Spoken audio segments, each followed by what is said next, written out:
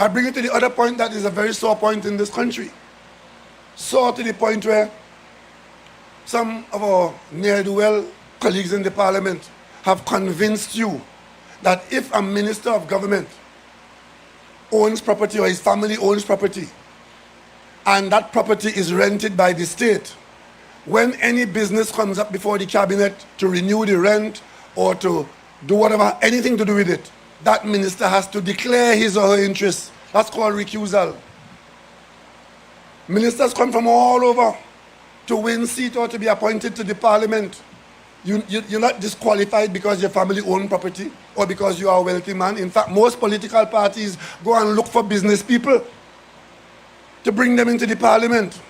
But once you bring them into the parliament and they're given office, when their matter or matters for the family come before the cabinet, under my government, they are required to recuse themselves.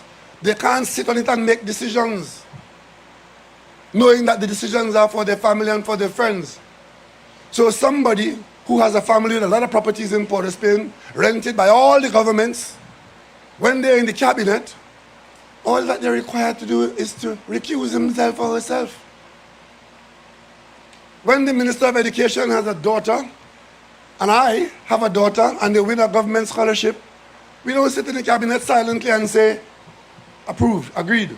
We indicate that we have an interest. My daughter's name is on that list. That is called recusal, and you take no part in the decision.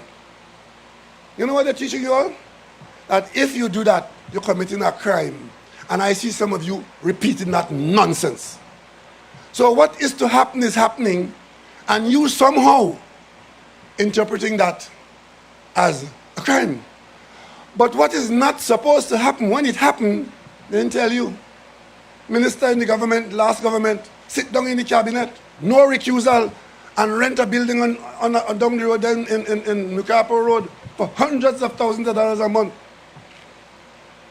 without as much as to buy your leave. That is what is not supposed to happen.